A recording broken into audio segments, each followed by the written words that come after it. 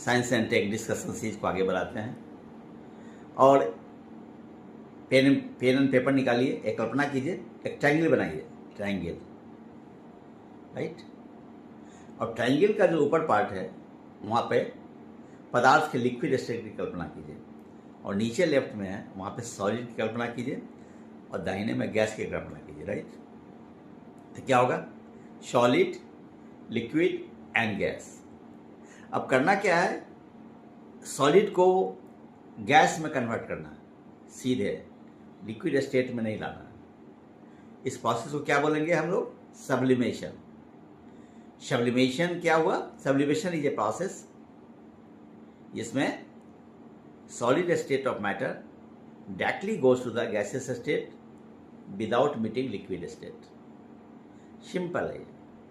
अब क्या गैस को हम सॉलिड में कन्वर्ट कर दें, और गैस को जब सॉलिड में कन्वर्ट करेंगे, डायरेक्टली लिक्विड स्टेट नहीं आना, उसको हम कहेंगे डिपोजिशन। अब आते हैं सॉलिड को गैस में बेचते हैं, नहीं, सॉलिड को लिक्विड में बेचते हैं। ये सॉलिड को लिक्विड में कन्वर्ट करते हैं, तो इस प्रोसेस को कहते हैं फ्यूजन, राइट।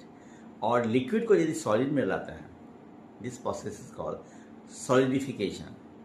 ओके, अब क्या करें?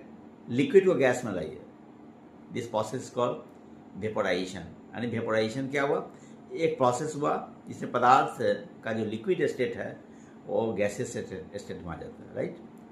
अब गैसेस स्टेट को हम वापस ले जाएं लिक्विड स्टेट में, right.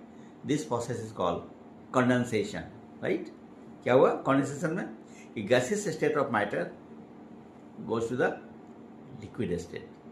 This process is called condensation, संघनन।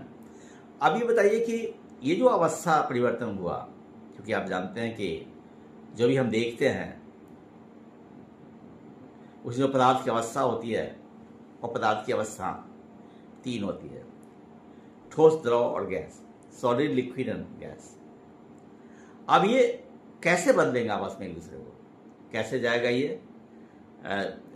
सॉलिड लिक्विड में कैसे जाएगा, लिक्विड गैस में कैसे जाएगा, या गैस फिर लिक्विड में कैसे आएगा, लिक्विड कैसे सॉलिड में आएगा, या सीधे गैस कैसे सॉलिड में आएगा? अब देखें इसको, दो फैक्टर्स है। अगर आप इससे प्रश्न करें कि what are the factors needed to bring about the change in the state of the matters, तो आप जवाब देंगे there are two factors, one temperature, another one is the pressure. High pressure, low temperature, तो क्या होगा? वो gas से solid में आ जाएगा। ओके।